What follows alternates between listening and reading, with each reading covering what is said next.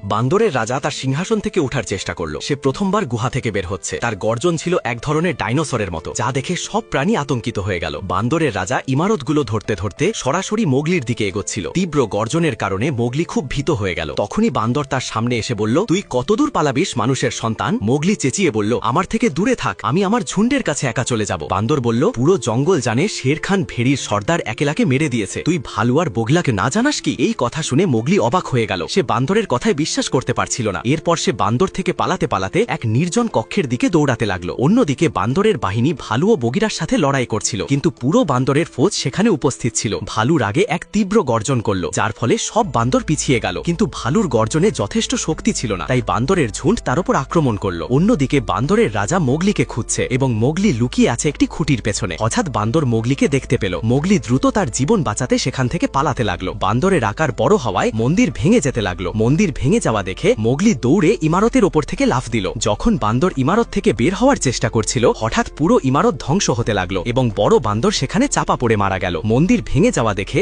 Value ও বগিরা ভেগেছিল মোগলিও সেখানে চাপা পড়ে গেছে। তারপর বান্দরের বাহিনী দ্রুত পাথরের টুকরোগুলো সরাতে লাগলো, যাতে তাদের রাজাকে বাঁচানো যায়। ভালু ও বগিরা সঙ্গে সঙ্গে পালিয়ে গেল এবং মোগলিকে খুঁজতে শুরু করলো। তখন মোগলির চেঁচানোর শব্দ এলো। সে একটি গাছে ঝুলেছিল। তবে সে বগিরাকে জিজ্ঞেস করলো, এ কি সত্যি একেলা শের খানের হাতে মারা গিয়েছে? তাদের নীরবতা মোগলিকে বিশ্বাস করার জন্য যথেষ্ট ছিল। এরপর সে গাছ থেকে লাফ দিয়ে সরাসরি জঙ্গলে পালিয়ে গেল। ছেলে অবিরাম দৌড়ে রাতের বেলা মানুষের বসতি পর্যন্ত গেল। সেখানে কিছু মানুষ মদ্যপান করছে। সে সেখান থেকে মানুষের একটি রক্তফুল চুরি করে সরাসরি বাঘদের এলাকায় নিয়ে গেল। লাফ দেওয়ার কারণে কিছু জ্বলন্ত আগুন নিচে পড়ে গেল। তখন ঈগল বিপদ বুঝে সমস্ত প্রাণীদের সিগন্যাল পাঠাতে শুরু করল। রাতের বেলায় সব প্রাণী নদীর ধারে একত্রিত হলো, কিন্তু তাদের দিকে এক বিপদ এগিয়ে আসছিল।